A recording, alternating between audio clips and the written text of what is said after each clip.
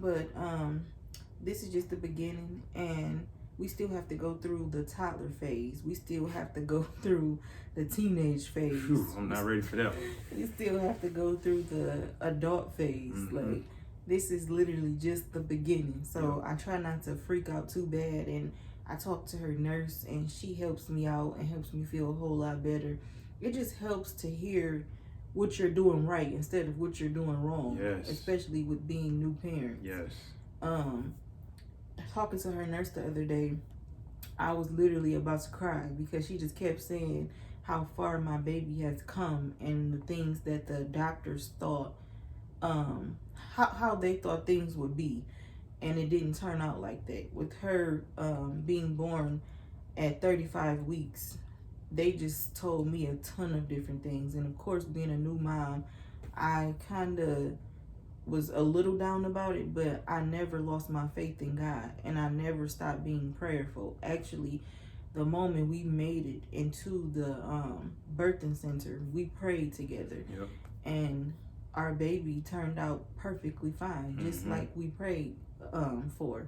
And I knew that God would come through, because this is not his first time coming through, not just for myself, but for us as a married couple. When we were boyfriend and girlfriend, he came through. So I told him, once we really do things the right way and become husband and wife, he's really going to come through for us. And he's done just that. And I knew having a baby wouldn't be any different than that. A lot of people felt like she probably would have had spina bifida. She probably would have had mental problems. She probably would have had physical issues if it wasn't spina bifida. No, I serve a good God that has brought not only me through, but has brought my baby through. He's going to continue to do so. And I just know that. And every time they came in and told me something different about her, I would just say, okay. And a nurse actually asked me, was I okay? And I said, I'm okay, because I know that she's going to be okay. I know I spoke of this later, well, like a couple videos ago, a couple months ago maybe, or sometime last year. When my water broke, it actually went in the wrong direction, and it caused me to have an infection in my entire body, to the point that I couldn't walk, I couldn't eat, I couldn't sit up. And this was literally right after my baby shower.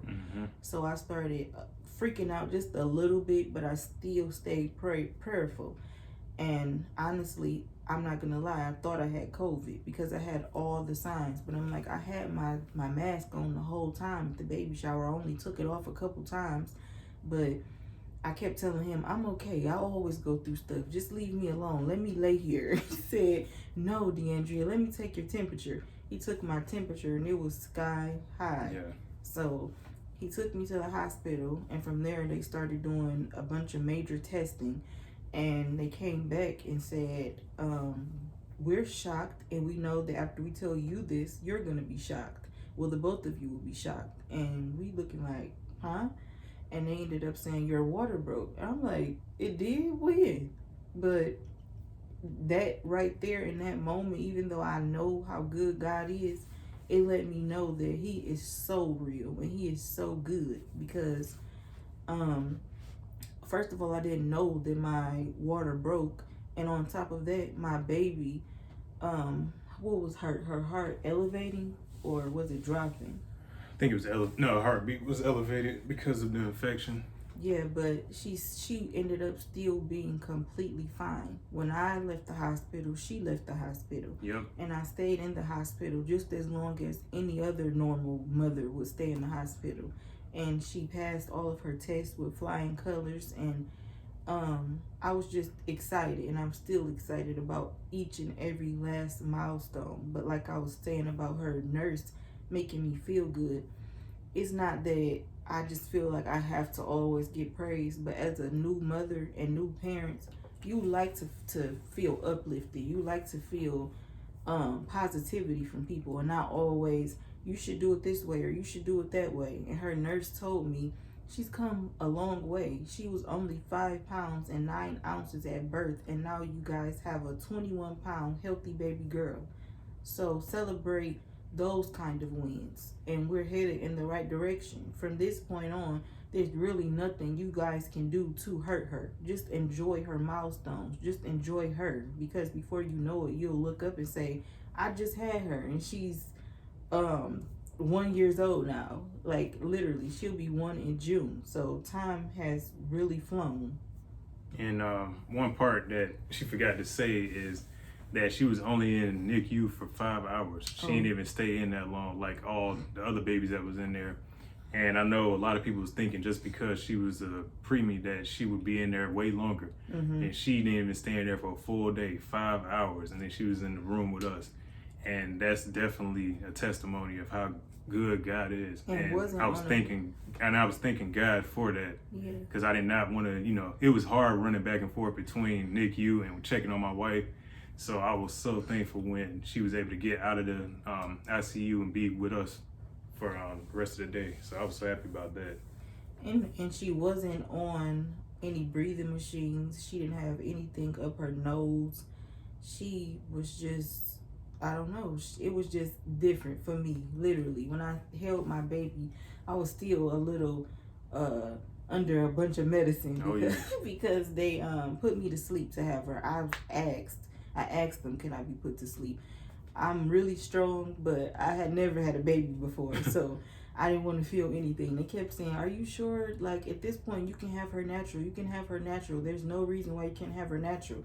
I said, yes, it is. I don't want to have her natural. Put me to sleep and go ahead and cut me.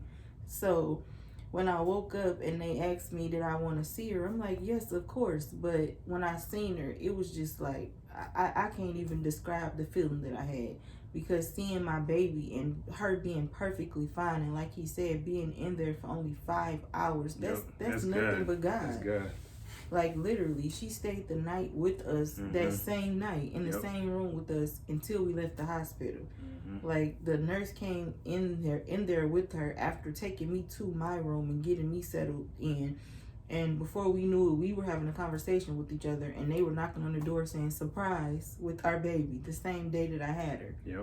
So nobody can tell me that God isn't real, because he has shown himself many times since I was born and since we've been together. It's like nothing has happened because of luck or because of anybody else, really.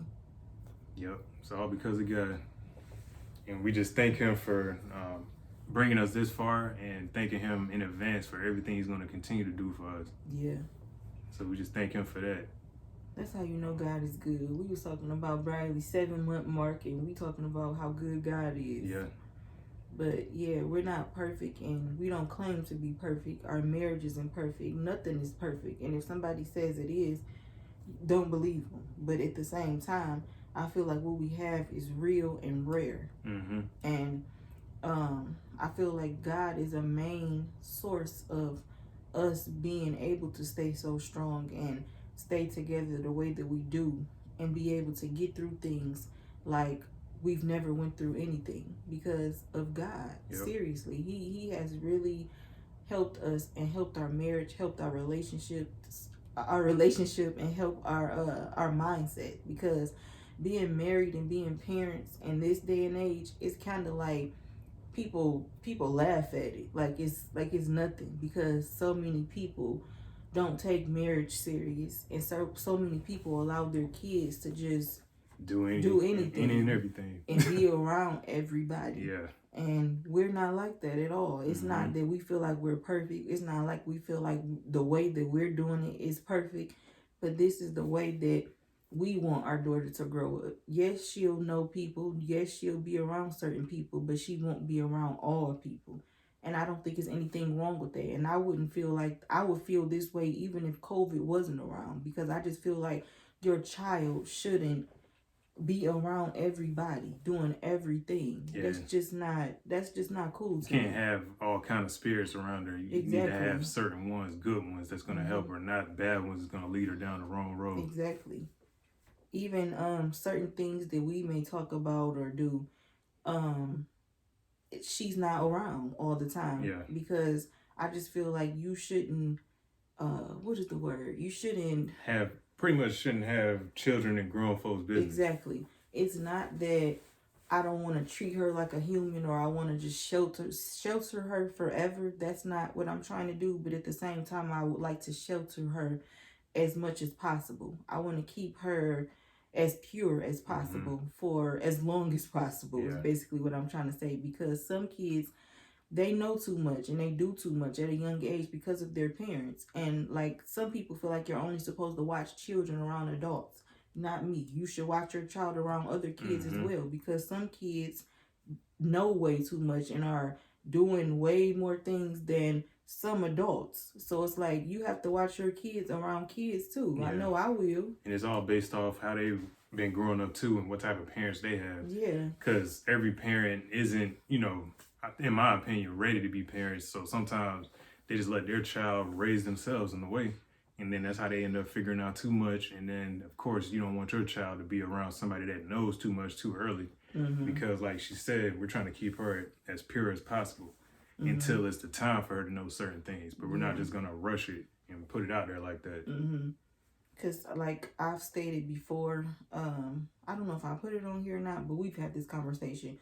A lot of people feel like their kids, to me, they don't treat them like they're humans first. And that's what I said I would like to do as a mother. Treat her like a human being first, then a child. And what I mean by that is not always making her feel like she can't come to me and ask me certain things without me just flying off the handle. Like sometimes kids are literally just curious. It's not that they're trying to be grown. It's not that they're trying to be disrespectful. They just really want to know. And a lot of times, because we don't know how to explain it to them as parents, we'll just say, you don't need to know that, or stay in a child's place. No, like, I just want to know. And that's what I mean by treating her like a human first. I'll explain things to her as best as possible, but I won't just make her feel like her questions or how she feels doesn't matter. You have any advice for soon-to-be parents out there? Me? Yeah. Do things your way. Do things your way. If the advice is genuine, I would say take it in, but don't let it consume you. Don't let it just control you and make you feel like everybody else's opinion have to be the way that you have to go about doing things. As long as you're comfortable with the way you're doing things and your baby is healthy and comfortable, do it that way. And bring your baby up in a positive way. Teach your baby about God. Teach your baby about real love. I'm not saying don't let your baby know what the real world is all about, but in your home, teach your baby about love. Teach your baby about just the things that you want to put in your baby. Let it be that between you and your significant other. I can't tell you what those things are. Only you and your husband, wife, girlfriend, boyfriend knows those things. All I'm saying is let it be positivity. And I say be prepared to have no type of sleep in the beginning. Yeah, that Be too. prepared to have maybe 1 to 2 hours of sleep a day. Of course, that was the hardest thing for me, because before I had a kid, I like to get my sleep. And that was just something that was kind of difficult for me in the beginning. And I'm like, man, I feel like my mind ain't the same. I feel like I'm a zombie. I'm running on E. I'm like, when is this ever going to get better? But over time, it got better, and definitely had to pray to God, because I was like, oh my gosh, I'm not going to get any sleep ever again. But eventually it got better. And then another thing I would say is once you have a kid, you disappear from the scene. You almost turn into a ghost. So What you mean? if somebody used to ask about you, they don't ask about you like that anymore. Oh. They ask about your kid. Yeah. You disappear from the scene. Yeah. You pretty much are just a ghost looking at everything else pretty much. I thought you were saying like when like different functions happen, you disappear. Like you're not on the scene. I mean, even if you go to a function, you still ain't gonna feel like you're there. But even that too, like you're not there like you used to be, because You want to make sure your child is good. Like I said, a lot of these things, I probably would have been this way even before COVID. Some people understand, some people don't understand. But I want to keep her free and clear from everything. Colds, the flu, COVID, everything. And a lot of people may feel like I'm doing too much. But this is just the way that I'm choosing to be a mother. Like, after God, we are her protectors. So if we don't protect her, who will?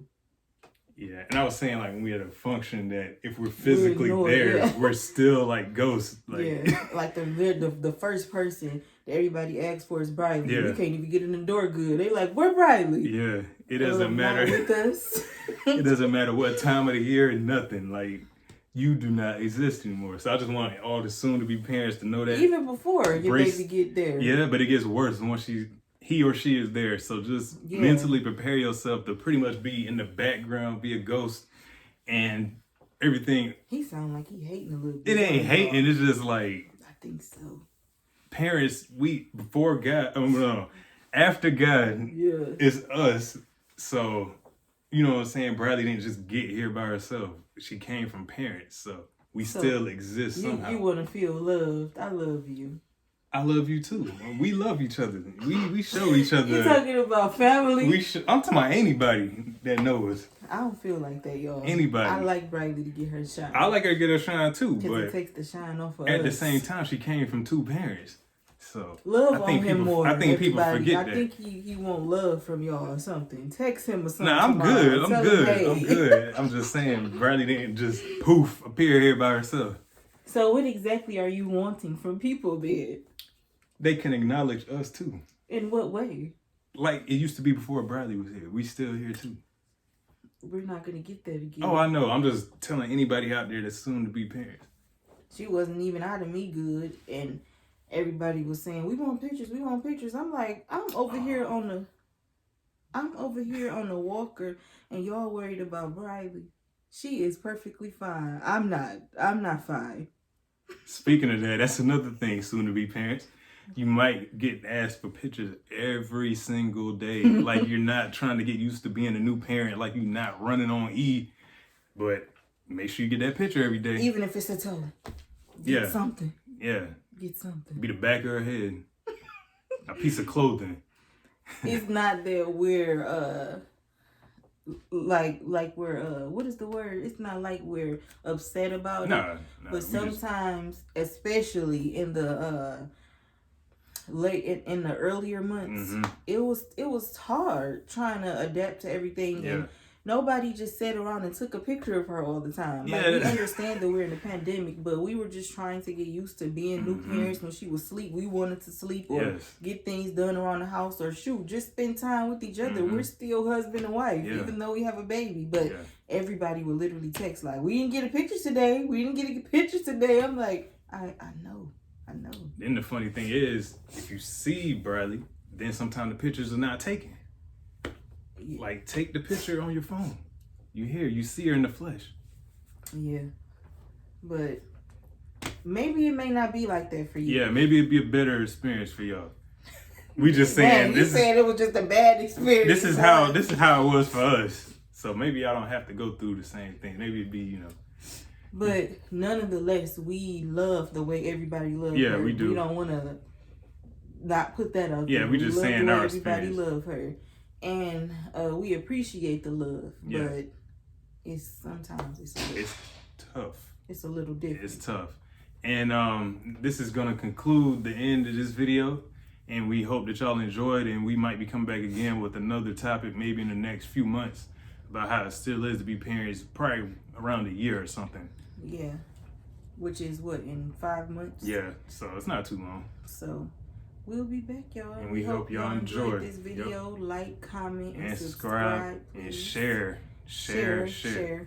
on your page. Spread the news, word of mouth. Like you would if it was something negative. Spread it. Okay. Yeah. Thank you. And we'll be back.